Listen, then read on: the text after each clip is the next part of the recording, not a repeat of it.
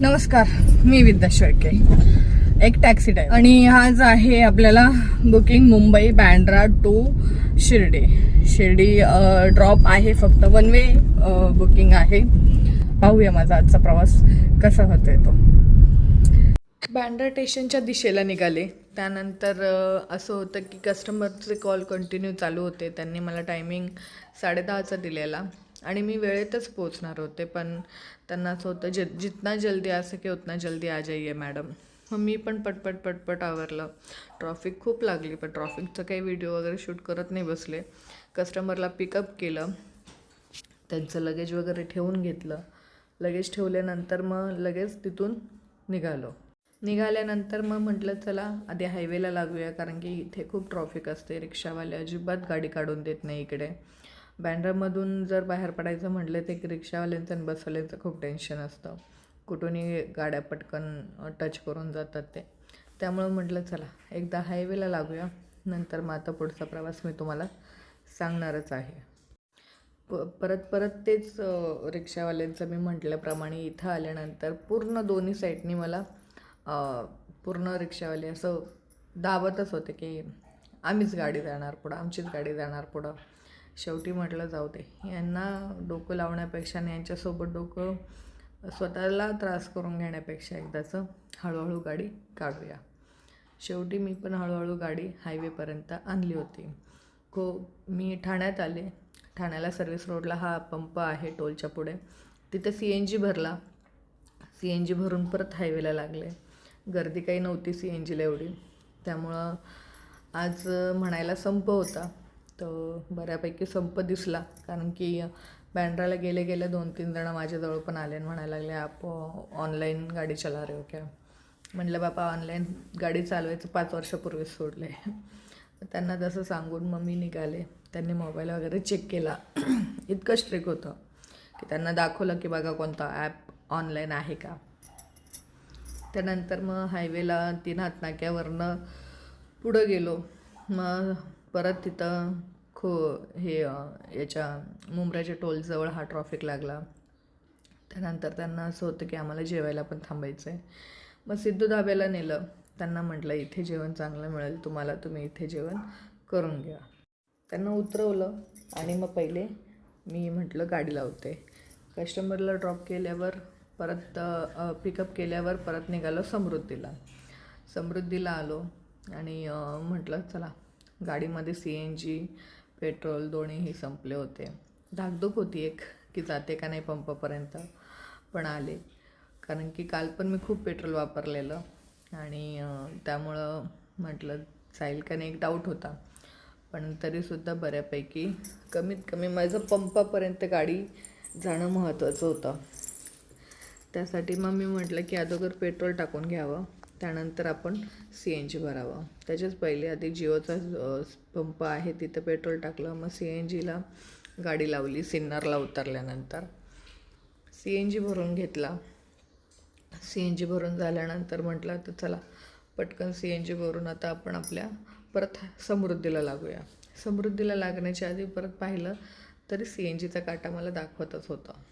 म्हटलं चला गेल्यावर बघू. साई बालाजी हॉटेलला त्यांना ड्रॉप केल्यानंतर मॅडमला हाय बाय केला. वयस्कर लोक होते, छान पॅसेंजर होते.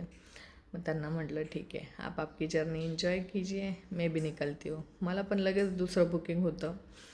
मला पण शिर्डीतून घृष्णेश्वर करून त्र्यंबक ड्रॉप होतं. तर त्यांना म्हटलं ठीक आहे.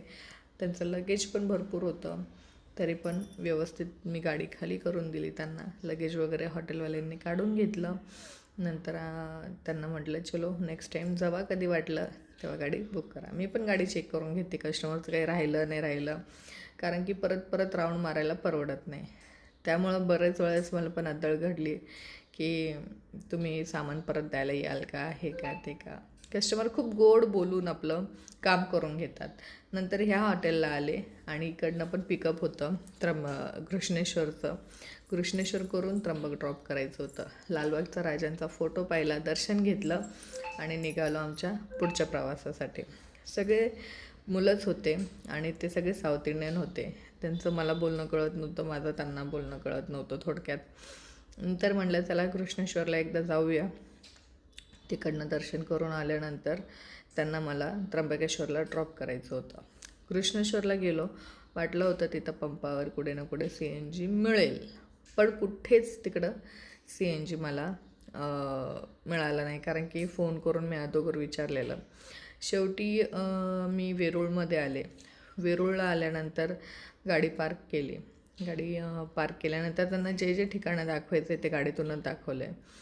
गाडी पार्क करून घेतल्यानंतर त्यांना म्हटलं चला, त्याने मंदिर कहाँ पे, ये कहाँ पे. नवीन मुलं होते. म्हटलं थांबा, मीच तुम्हाला येते मंदिर दाखवायला.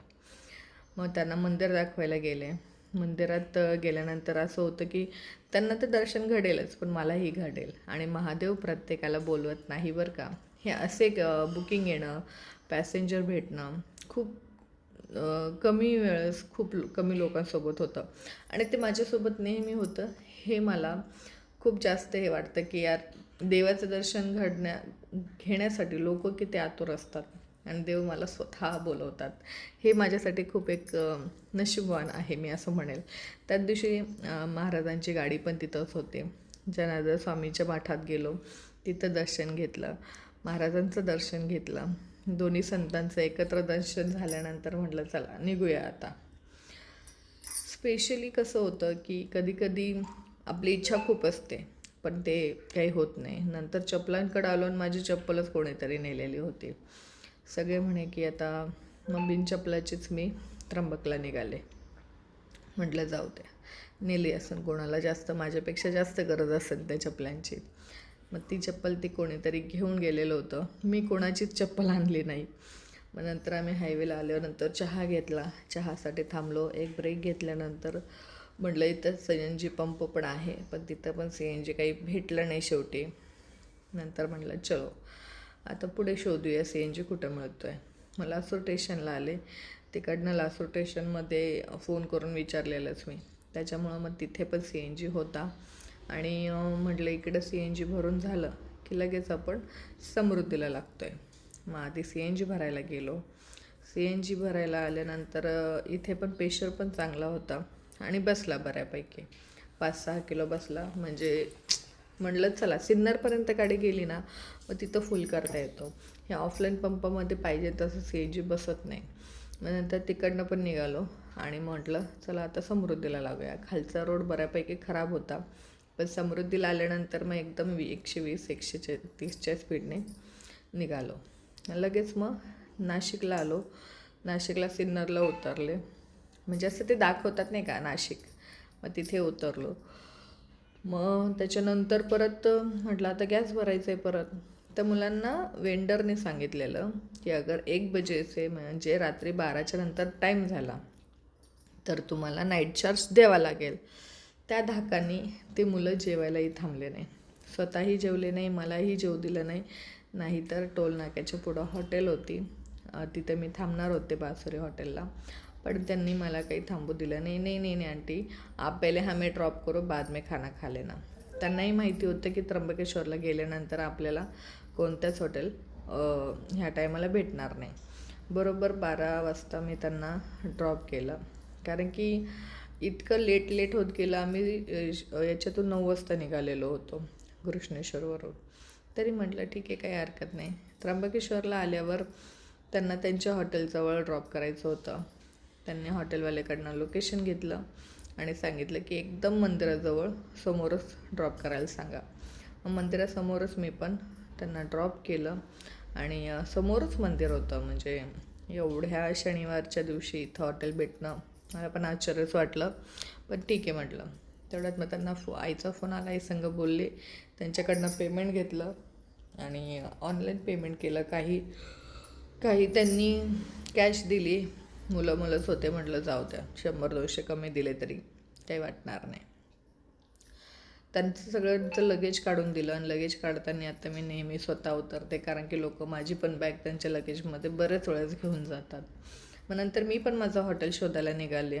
एक ज्ञानेश्वर हॉटेल म्हणून होतं, तिथं मी नेहमी त्र्यंबकेश्वरला आले की मी तिथेच राहते.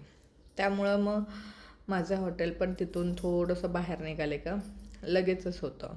म्हणजे रोडला आलं का पुढे पहिले आपण जिथून राईड घ्यायचो तिथे. माझी फिक्स हॉटेल असल्यामुळं इथं आल्यानंतर रूम भेटणार म्हणजे भेटणार. त्याच्यासाठी मग गेले तिथे, माझा स्टे वगैरे झाला. भेटूया उद्या. Bye bye.